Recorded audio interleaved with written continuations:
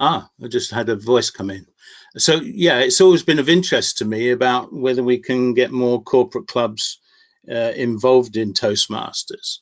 I've certainly believed that there's a big opportunity there, because the things that I've found working in the corporate world is that communications is a big issue in most companies. Those companies that do any kind of employee research, what often comes up as the number one issue is poor communications.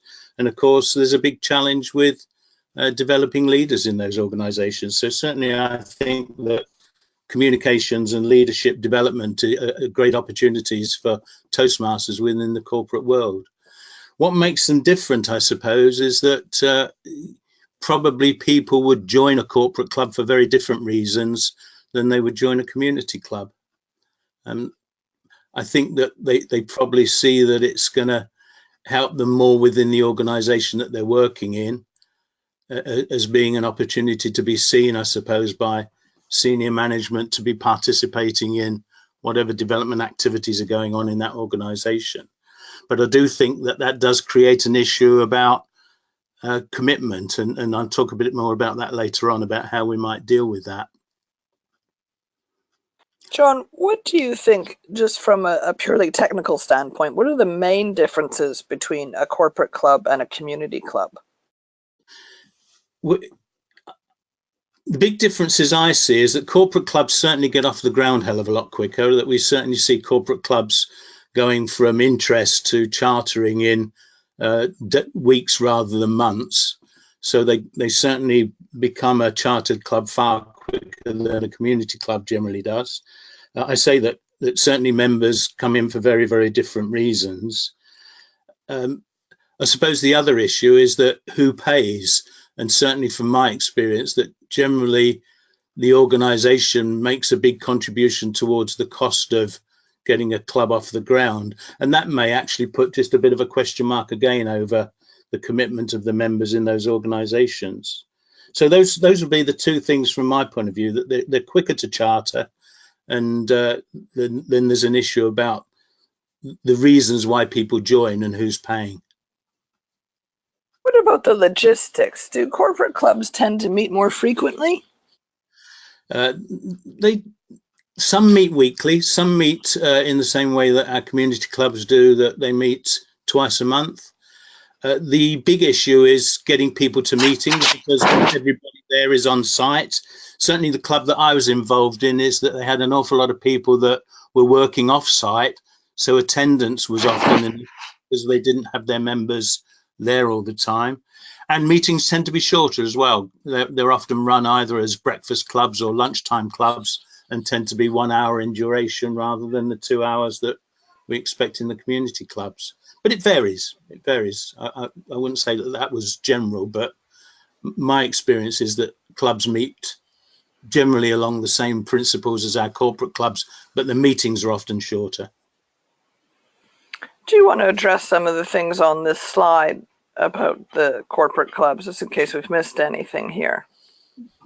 Yes, I put this slide together on the basis of why do we think corporate clubs are a good idea, and certainly I put that at the top of the list, that in my experience is organizations certainly need to deal with their communication issues within the organization, and they tend to value leadership development and trying to get a way of assessing potential future leaders in their organization. So I think Toastmasters is good for those two main reasons.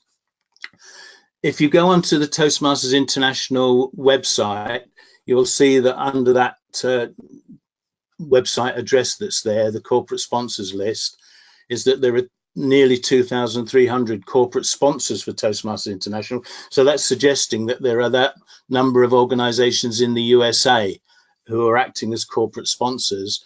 When you go through the list of those corporate sponsors, most of those appear somewhere in the UK as well, and Ireland. Not most of them, sorry, but a big chunk of them will have subsidiaries kicking around in Europe, but some in the UK and some in Ireland. I mentioned earlier on that they're a lot quicker to charter. We certainly see them chartering in weeks rather than months. And in many cases, it's the organization that pays part or all of the joining fees. It's generally suggested that we need to have at least 500 organization employees in those organizations to make it appropriate for a club. But my guess is you probably need more than that. You probably need 1,000+ employees. If you look at some of the organizations that we've got, there's certainly most of them have got 1,000 or more employees there. To make them work effectively, you need to get senior management or board members on board, and that is a key issue, I think, in trying to get them to act as sponsors for the organisation. But the other big advantage is that they get free meeting rooms, so you've got a reduced cost generally for running a corporate club.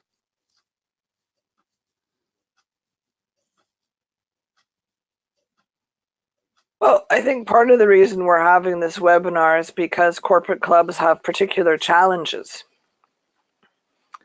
Might be handy to bring Jim in on this, Jim, and you could share your experience of chartering a corporate club. Sure, thanks, Laura. So my experience goes back to my first attendance at a Toastmasters community club back in 2001. So I hadn't heard of Toastmasters before then, and to cut a long story short, I'd gone to a couple of meetings through in Edinburgh, and I almost didn't join after the first meeting. I was going to walk away because I just didn't think it was for me. I was too embarrassed at how many ums and ahs I'd had in my table talking. But I went to the second meeting, and I walked out of that second meeting. And to just give you some context, so at the time I was working for an American computer company called Sun Microsystems, who had multiple facilities in America, and they had a manufacturing site here in Scotland. They had various couple of big centres down south in England, and they had offices right around the world. So, and they were a leading market computer manufacturer. I didn't know this at the time, but the CEO, a guy called Scott McNeely, who was based in California, he had a kind of page that he maintained, and a lot of that was around, the purpose of the organisation and things like that. And one of the bits in his website was that he expected all the management and directors and leaders in the organisation to be able to do presentations effectively. And I didn't know this at the time, but he was actually very supportive of other Sun establishments in the States who'd already started Toastmasters clubs. There were about 5 or 6, I think, in the US that I subsequently found out about. So anyway, I was busy going to a big company, over 1,000 employees here in Linlithgow, and very used to going lots of meetings, lots of presentations, and I remember being at 1 or 2, all hands meetings as they called them, and being really surprised at the poor quality of the delivery from these so-called senior members of staff.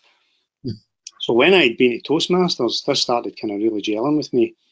And when I came out of the second meeting of Toastmasters, I thought, well, I now get this. I realise there's a process here, and I realise it can help me. So if it can help me, it can probably help pretty much anybody in Sun.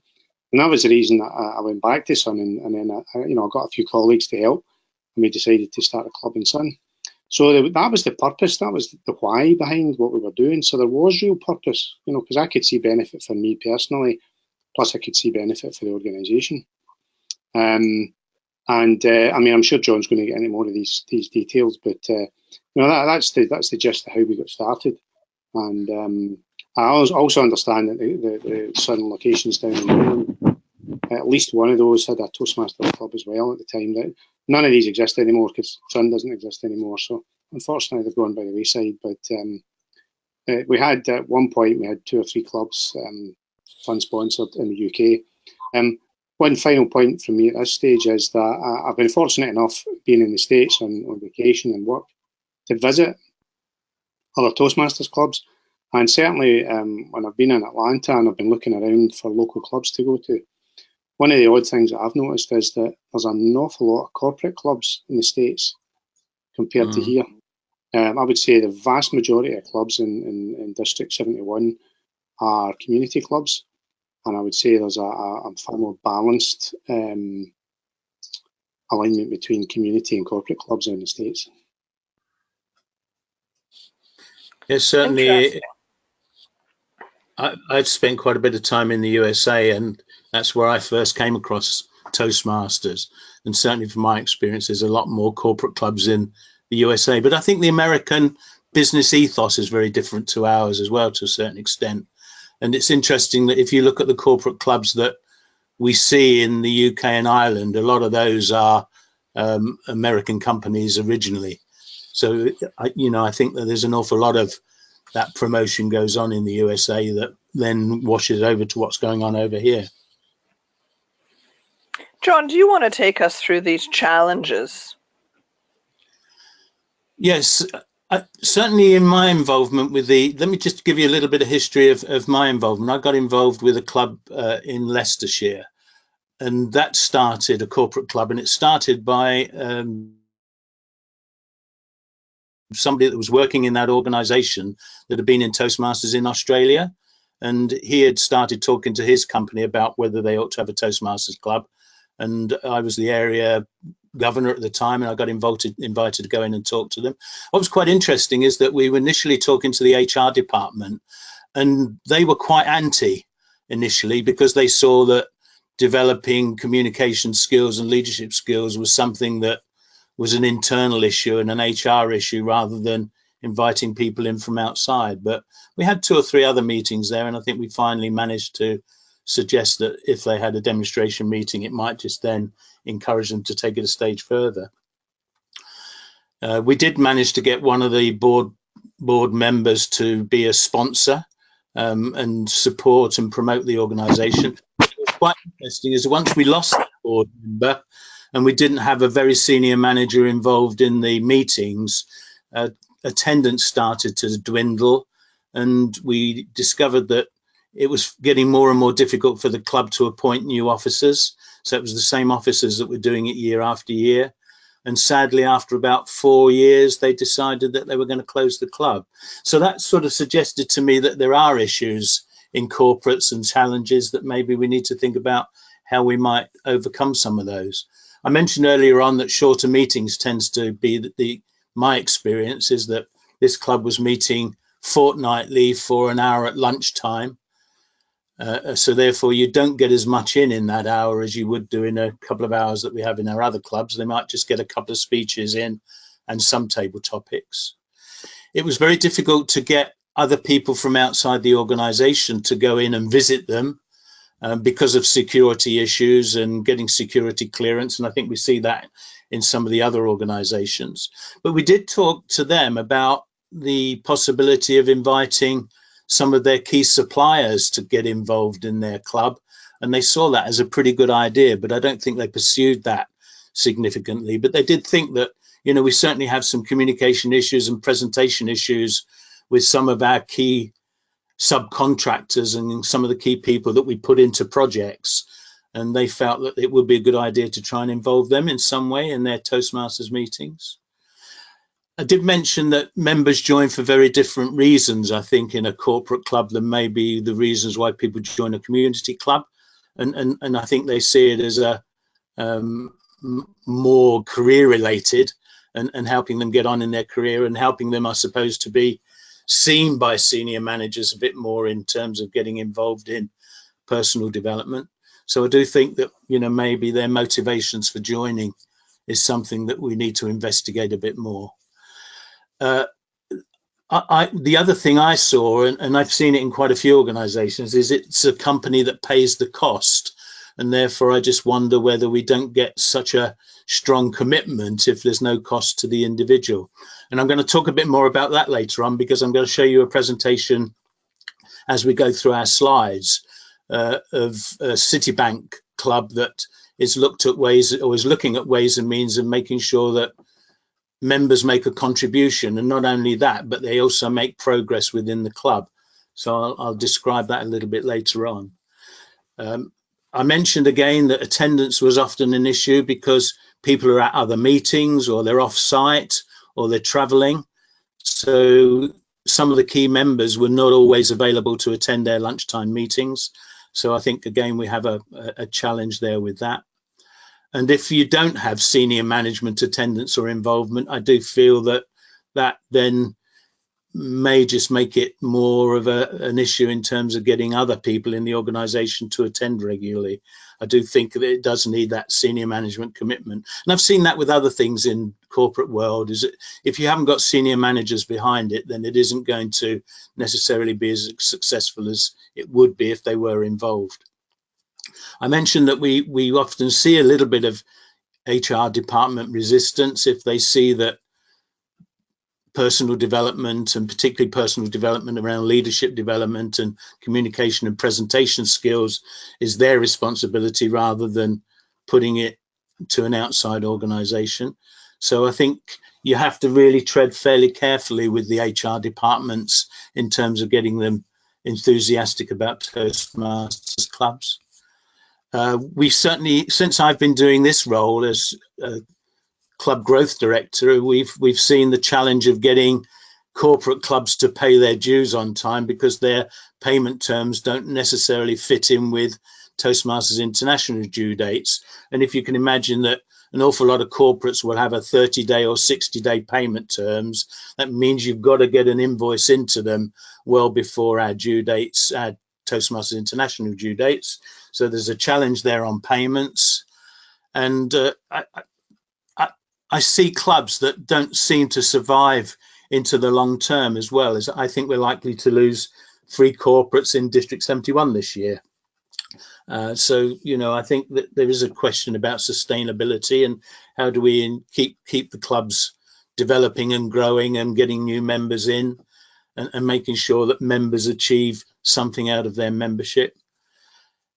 And the other thing that I've seen as well is they don't necessarily get involved in area and division activities. That to get them involved in contests and officer training has been a bit of a challenge. So, you know, those are the kind of things that I've seen over my term of involvement with Toastmasters and corporate clubs. Is there anything you'd add to that, Jim, that you saw in your experience? I would agree with everything that John said. A couple of quick comments. I think the reasons that people joined, yes, very different. One of the things that we saw was that at the time, I mean, I look back on it now with some horror, but at the time, Sun was a very forward-looking organisation, but they were doing these dreadful performance appraisals.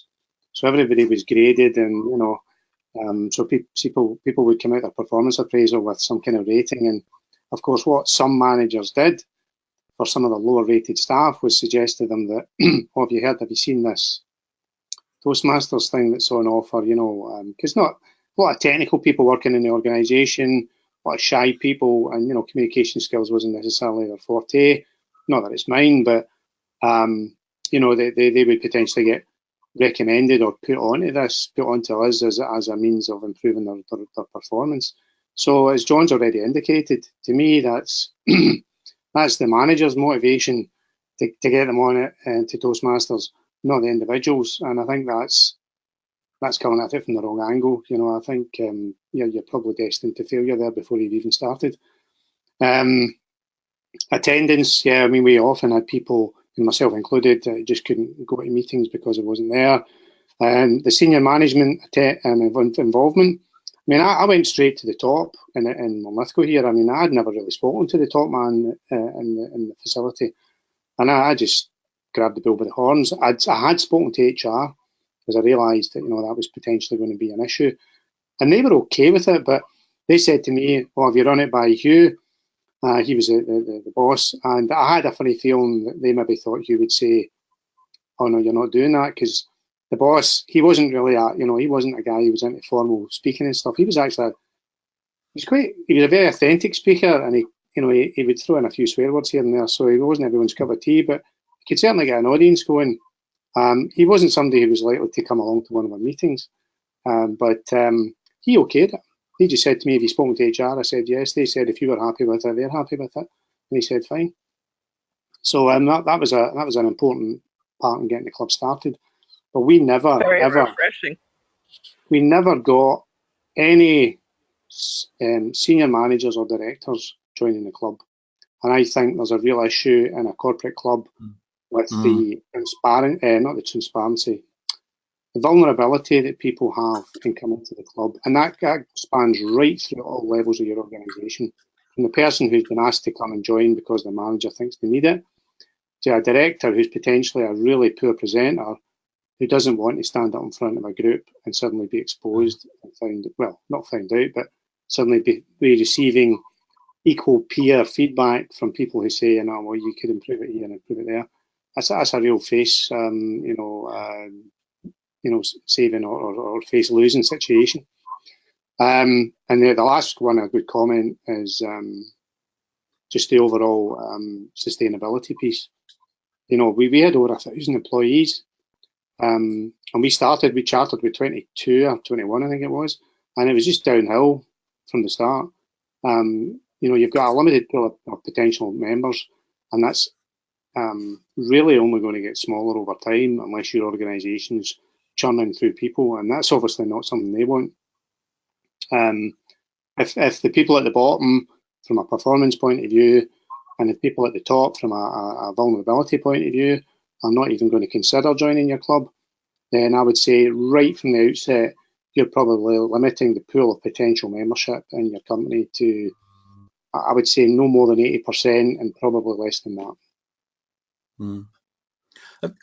Just going back on what Jim said, is that certainly the very people that often needed in the organisations are the ones that are not going to attend because they don't want to expose themselves to their subordinates of their inability to present well. But maybe, it'll come up in some of my later slides, is that maybe what we ought to think about is to actually pitching a club at a particular level in an organisation. So if there is a sort of a first line supervisor that's potentially, going to be moving up at some stage into higher management, is to grab them as potential members and start to develop them at that stage of their careers. And maybe that's where Toastmasters clubs would work well in the corporate world, is if you're looking at people that are your potential future middle or higher managers and start to develop them at that stage. We've got a question from Jared Mannix. Jared, I'm going to unmute you if you like, and then you can ask the question that you've posed through our questions page. Welcome, Jared. Hi, good evening to all. Hi, Jared. Hi, good evening, John, also. Thank you for doing this. It's a very good idea. Corporate club is quite new in my previous time as area director and currently as division director. But we have one club corporate, which is Fexco in County Kerry, and there's another one about to be chartered in Limerick. Now, with regard to, I have attended both of them quite a number of times, and my question was, how can we encourage or increase the fun in a corporate club? That comes to the point that you made there a while ago, John. There can be people in the room that are actually climbing up that ladder, and they could be sitting together, if you know what I mean. And also their wider involvement in the community of Toastmasters. We have invited them to the local clubs or to contests and stuff like that, but there has been no response or whatever. They just attend their own room and that's it. Now, I would say one of the corporate clubs has far more fun than the other one. What's your comment on that? I think that is often a challenge, isn't it, with corporate clubs, is that certainly my experience has been that an awful lot of the speeches and presentations were very business-like rather than trying to bring some fun and humor into what they were doing. And maybe that requires some involvement from the community clubs to go in there and really help them put a bit more fun and activity into their meetings. But I certainly found that if we weren't there, or if we weren't there on a regular basis, their meetings became fairly serious, and almost everything that was presented was very business related. That's a very good suggestion, actually, John. Thank you, Jared. That's a great question, and I think relevant to probably most corporate clubs, people having a concern about embarrassing themselves or being seen to be vulnerable. You've got some slides here, John, you prepared from that you've harvested from elsewhere. Do you want to tell us about these slides?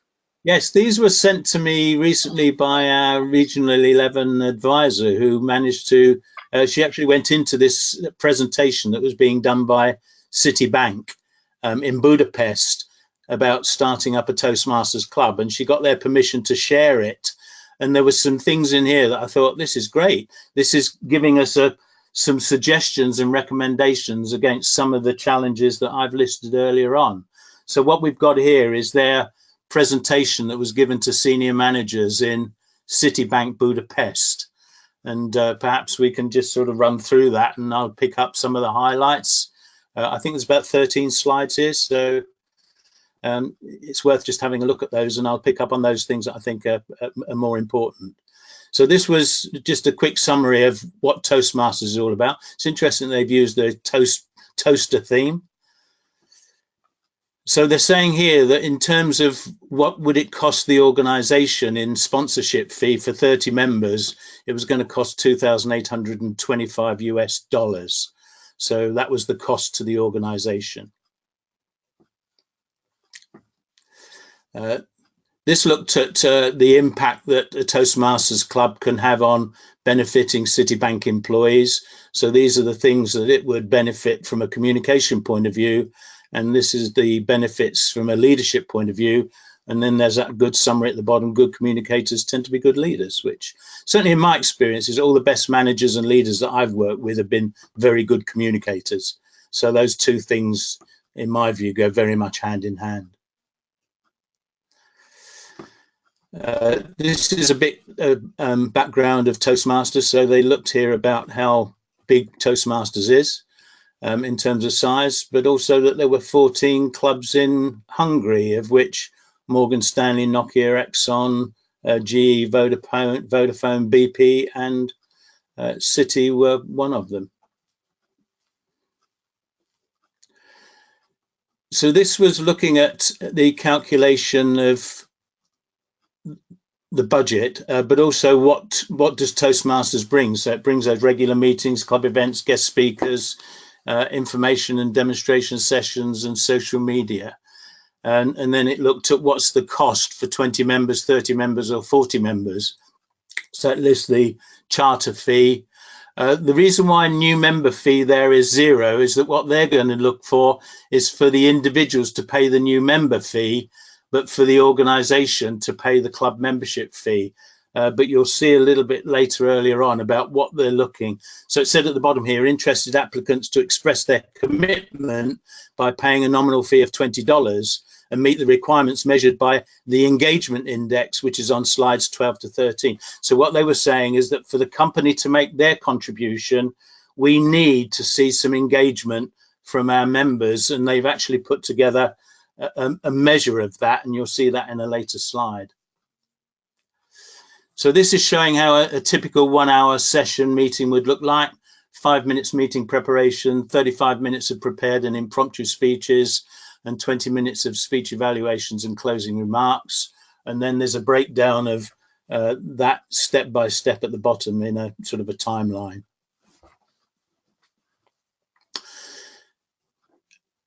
Clearly Citibank have got several clubs, and they were showing how those clubs operated in various locations. So their Belfast club, their Warsaw club, and their London club, and the meeting frequency, how long those meetings were, their typical membership and attendance, which is quite interesting. So, you know, they're looking at somewhere in the region of about a 50% attendance out of their membership, which I suppose is fairly typical of clubs. Any membership restrictions, and what's the financials? And they're saying that, you know, the company pays part and the employee pays part. And then there's any requirements in terms of those organizations. For Warsaw, they've said that Toastmasters to assist senior managers with their speeches. Now there's an idea.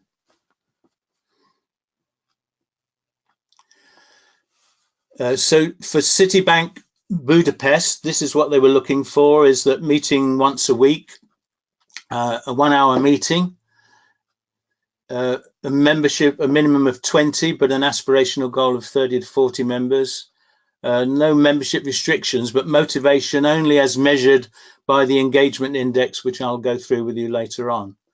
So they're expecting individuals to pay their $20 new member fee. But the same Budapest has got a, can you just go back on that one a minute, Laura? Budapest have got a lower grade and lower paid population. So that may just have said something about the kind of people that they're going to try and bring into the club. Okay. Again, this is just a little bit of a breakdown of how they were planning to phase the implementation in. So the Budapest is the very long one at the end.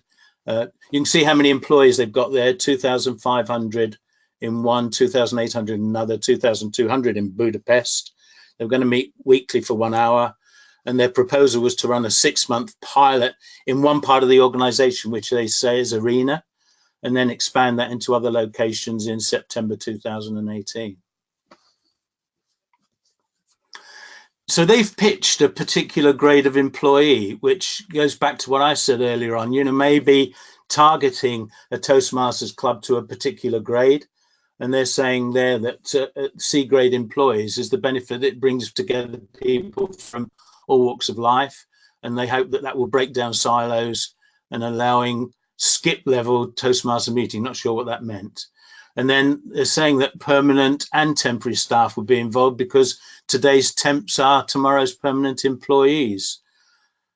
And then trying to create that sense of belonging and decrease attrition of employees. This is their breakdown of how they expected the financial contribution to be made. So $20 new member fee would be paid by the new member.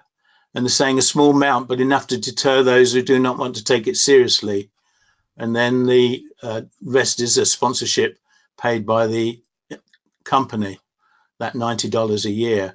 But then they've got at the very bottom here, this is where they start talking about this engagement index. So what they're saying is that every person that joins has to achieve a minimum of 67 points a year, which is a minimum of 3 speeches, 3 evaluations, and a minimum of 1 Toastmaster role. And then it says allow members to flexibly choose how to optimize their workload and Toastmaster club commitments. VP of membership to monitor and coach people to get them back on track if there is a risk of non-compliance. That's their engagement index. And substandard performance would lead to losing sponsorship. So if they don't perform, then the company would take that sponsorship money away from them.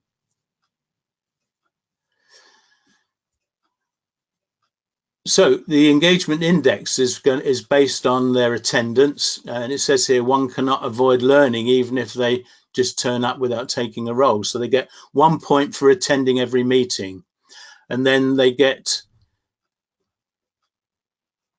points for the number of speeches that they volunteer to give, including prepared speeches and impromptu speeches. They get points for the number of meeting roles that they take, and they get points for the number of club leadership tasks that they take on. And there's the chart coming up next, I think.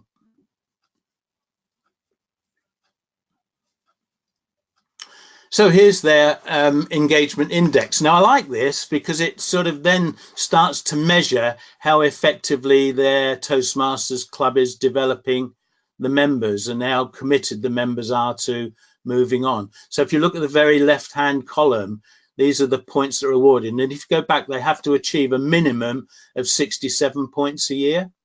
So they get 1 point for attendance, 10 points for a prepared speech, 5 points for an impromptu speech. They get so many points for the meeting roles that they take on. And then if they take on a club leadership task, they get 50 points for any one of those club leadership roles. And you'll see there that assuming 40 meetings in 2018, March to December.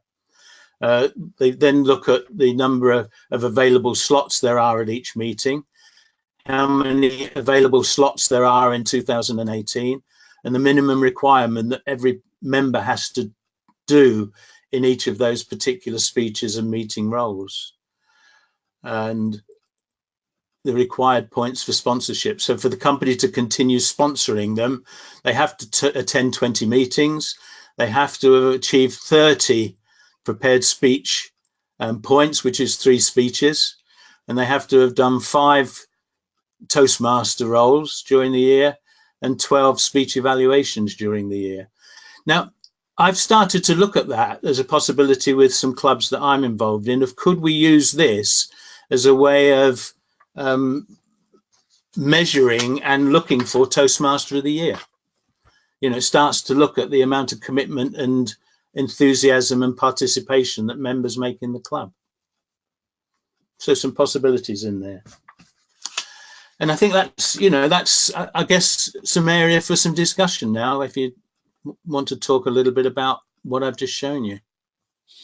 Well, we've got a question from John Kendall. John, I'm going to unmute you, and why don't you ask your question? Hi, John. Hi, John. My prime interest is actually opening the door and getting into a corporate club. There's a lot in our area, and I just want to be able to open the door and get going with them. I think that a letter is still going to be your best starting point, isn't it? And particularly these days, it's rare, isn't it, to get an actual written letter appearing on your doorstep. So I would suggest that getting a letter, and I'd start at the top. You know, in my view, if you can hit the chief executive of the organization, they will decide where it needs to be placed. But that would always be my starting point of saying, you know, let's get a letter into the most senior person in the organization, explaining a little bit what Toastmasters is all about and what the benefits could be to a corporate organization. And there is actually a template letter on Toastmasters International website, and I've put it in the toolkit recently. But it probably needs, it's an American letter, so it probably needs making a bit more related to the kind of letter that we would send out. But that would be my recommendation, is put an initial expression of interest into the chief executive of an organization and suggest that you'd be happy to go along and talk further with them. Is the letter pathways friendly? Is it what, John? Sorry? Pathways friendly. Probably not at this stage, no. And you've actually hit a nail on the head, because I think pathways will actually open up more doors, because I think it is got a lot more business sense in it.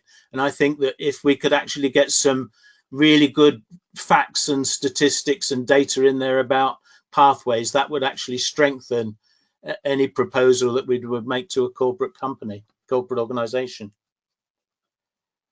I'm prepared to try and put something together that I'll circulate for some thoughts. Thank you. John, another possible avenue for you would be to see if you can get either a stall or a speaking slot at, you know, some local business forums or exhibitions where you can try and sell the benefits of Toastmasters. And I think the comment that John's just made about pathways, I think it's absolutely spot on. I'm convinced that Toastmasters International see that as a growth area, and I think the presentation that you went through there, John, about Citibank and the reference to communication and leadership at the start, I was going to ask if you thought that had been changed at all by the advent of pathways. So I don't know if you're able to comment on that at all. Yeah, I don't know. There isn't any reference to pathways in there, so I just wonder if it was a pre-pathways presentation. Yeah. But you know, I'd certainly think that pathways actually adds even greater value to getting into corporates. The big challenge you've got of actually doing some kind of presentation to events. If you look at the Chamber of Commerce, they don't tend to have the very big organisations participating in those. Maybe the chartered, what's it called, the CBI, Confederation of British Industry, might be a good starting point, because they tend to represent most of the big organisations, and they will put on events during the year. But getting into intermediaries is a bigger challenge, I think. I'd certainly go straight to the individual organisations initially. I'd also look at organisations where you may have somebody that's in a community club that works there. So, for example, we've got 3 or 4 people that work at Rolls-Royce in Derby. And we've continually said, come on, you know, try and get us in to talk to the right people in there. But it's slower, that route. I think you've got to make a direct contact. Do you want to go through these benefits to corporates? We've got about 15 minutes left, and I thought it'd be great if we can open up to questions at the end. Okay. In terms of, you know, what are the benefits? The benefits are significant. There's no doubt about that in my mind. Is that, you know, certainly if you're going to pitch it at that level of future leaders and look at it as terms of developing those that are going to move into leadership roles and maybe senior management roles, that's going to be the biggest advantage. But also, I think it's a good way of actually helping to assess and identify who your future leaders might be. And therefore, you can start to build in some kind of assessment process into that as well. And particularly, you know, if we look at the way in which we measure their activity and engagement, then maybe that would help in looking at potential future leaders. There's no doubt that it will enhance and improve internal and external communications, that you're not only going to get better communications amongst your managers in the future, but you're also going to get better communications going outside the organization to suppliers and customers and various other stakeholders. The quality of presentations are going to improve, and again, as we said, that's going to be to all of the stakeholders in the organization. It's another development support tool for the HR department, added to the things that they're already doing, I guess, on presentation and communications and leadership development. It actually adds value to them. The one big thing that came out of the organization that I work with, they actually said that they had done a presentation in the last 6 months to an existing client on a particular contract that they were bidding for. And the feedback they got from that client was that technically they believed that the company was capable of doing the job, but their presentation was poor. And they said that we lost a £4 million contract, not on our technical ability, but on our presentation skills. And that really drove it home to me, is that the importance of presentations, that, you know, people will assume that your technical ability is a given, but in terms of how well you present and how well you sell yourself in that kind of bidding situation is critical. So that really drove that message home to me. And I think the other way, if we look at the evaluation aspect of Toastmasters, that certainly my experience is that an awful lot of managers are bad at giving feedback. They're bad at helping to develop the performance of the people that work for them. And therefore, I think that Toastmasters will enhance those feedback skills and that ability to coach and enhance the performance of the people that work for managers. So I see that as another benefit from Toastmasters. And of course, we know that we get meetings running more productively in terms of managing the time and making sure that we deliver things effectively within the 2-hour slot that we have. So there's a whole raft of benefits that are often not as obvious to us, I think, from a Toastmasters point of view.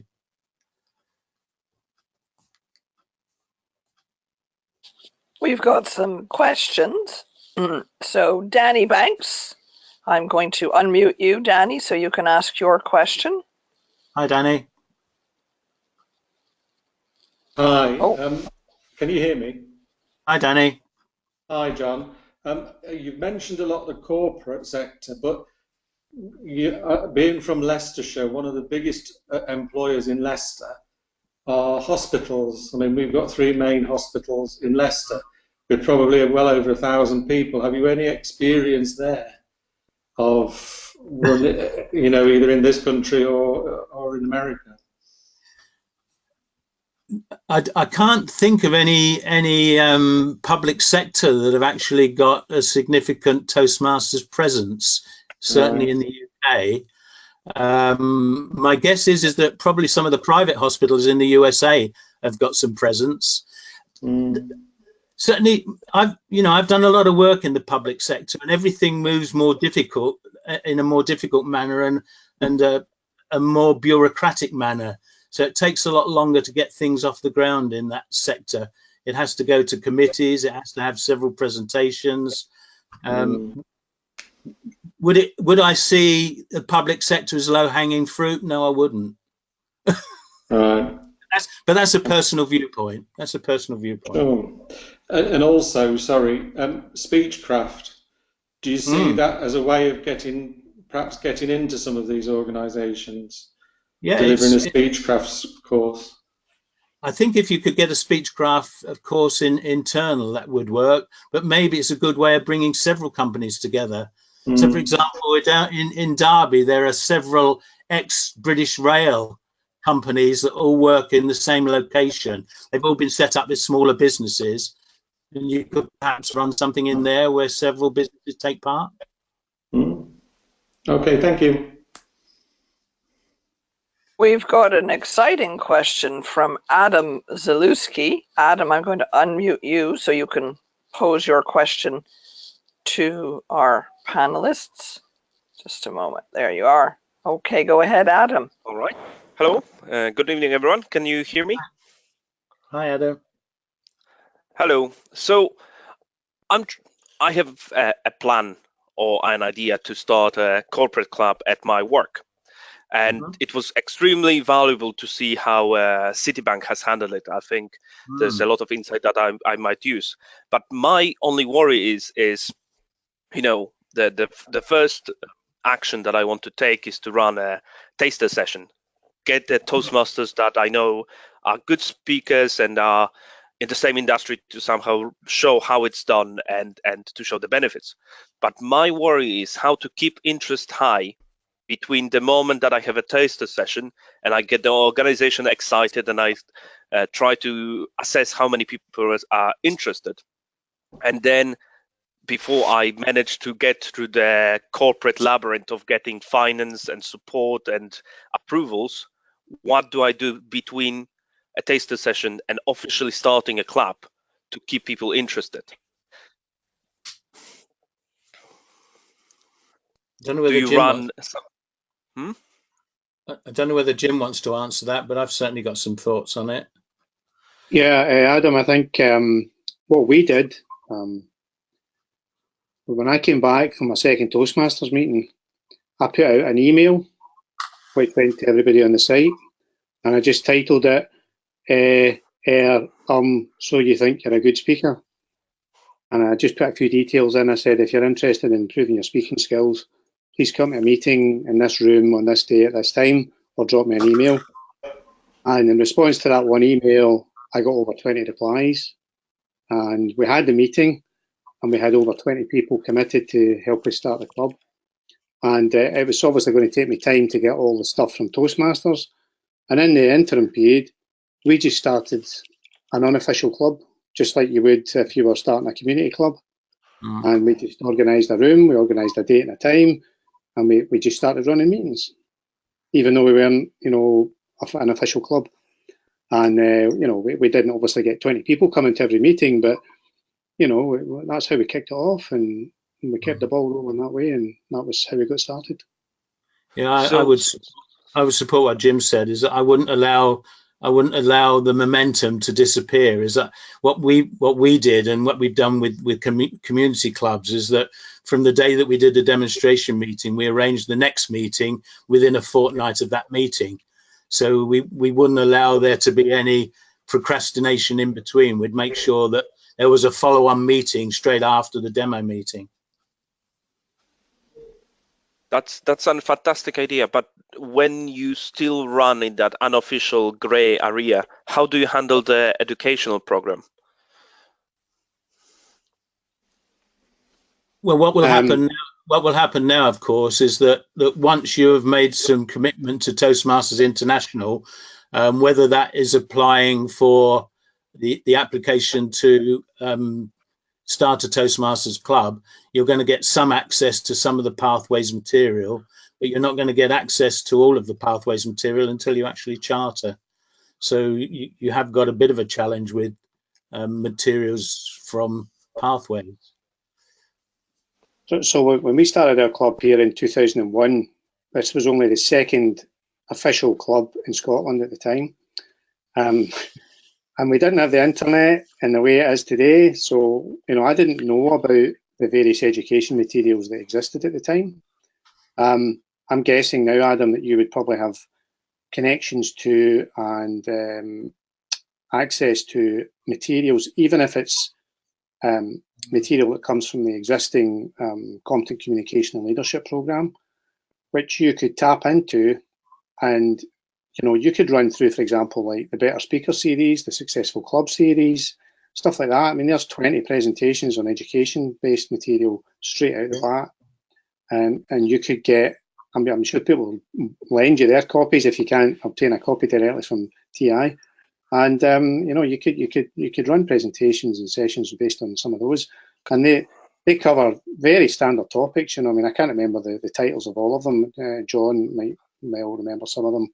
There's things in there about, you know, mentoring.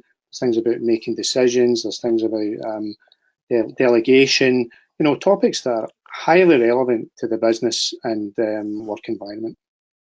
I think going back on what Danny said earlier on as well, there's nothing to stop you tapping into Speechcraft initially.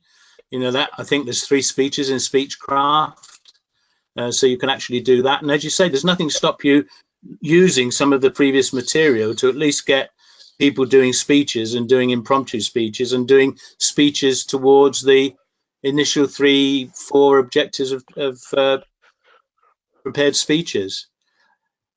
My view is that every bit of experience in the club is worthwhile, isn't it? And if you can start to get people involved and doing things, then they're going to gain some benefit from it. Super. Well, who else has a question? We haven't had any questions from any of the girls on here. So come on, girls, raise your hands. Oh, we got a new question from Jared.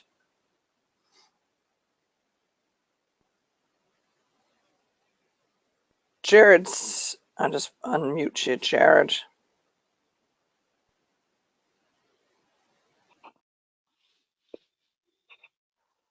Go ahead, Jared. Hi, thank you very much indeed, Laura. With regard to, we think about corporates, and I know the headline of this is corporates, but as I am involved with a startup club locally to me, I see that there are a lot of businesses that we don't touch, you know, such as dentists, doctors, solicitors, even shopkeepers. Now, possibly a lot of the multiple stores do have an organization within them, and I'd regard them as a little bit corporate. But some of these smaller businesses, do they meet on a weekly basis? What communication do they have? And what kind of staff feedback? And do they get any coaching? And with regard to marketing, are they informed from their leader? Do you get my point? Like, is this a valid thing to invite all these people for an opening evening of Toastmasters? I've certainly tapped into organisations that have got professional bodies. So you could certainly go to the accountants, the management organisations, the human resources. So there are many membership organisations that have got potential Toastmasters in. And if you can do anything for them in terms of doing a presentation, you're certainly going to bring some of their members in. We brought quite a lot of members in from the Chartered Management Institute when I did presentations to them way back. Okay, yeah. Then the other aspect, we have some smaller banks in Ireland, like we'll say with regard to AIB and Bank of Ireland, etc. That wouldn't be as big as the Citibank. I'm not quite sure what way their organisation is, but whether it would be a corporate situation or a branch by branch. I have thought about it on a kind of an inventive way, but never followed it through. Yeah. The challenge with subsidiary branches is getting enough people to create a club. And it's been interesting with Google in Ireland is that we did have 2 Google clubs, but they decided that to have 2 separate clubs was a bit of a challenge, so they merged them into one. So that would be the question that I would have: is any branch big enough to sustain a club in its own right? Not in any way at all whatsoever, but whether there was any guidance for, we'll say the manager of the bank, whether it was any help to his staff with regard to communication, I'm just questioning that, Yeah, I think an individual branch, if you could get in there, you may well get some members out of it for a community club. But as to whether it would, as you say, probably wouldn't sustain a corporate club, unless, of course, there's sufficient branches in a locality where you could get enough people together. That's another thought, yeah. Thanks, John. We'll move on to Crystal's question. Crystal has a unique perspective on this because Crystal is surrounded by corporate clubs and has only 2 community clubs in her area. So Crystal, why don't you talk to us about your situation?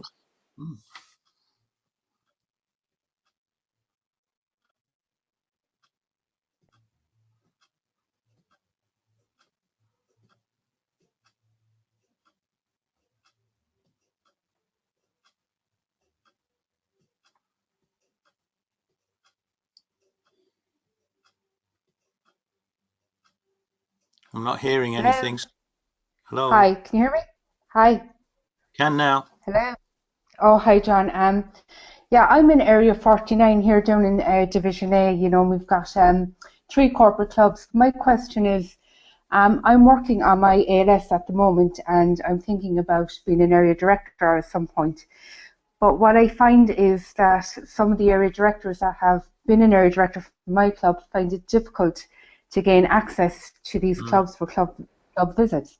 So I was wondering, what would you do in those situations? Because it's very slow to get information into the clubs and to retrieve information back in terms of emails and, other channels of communication.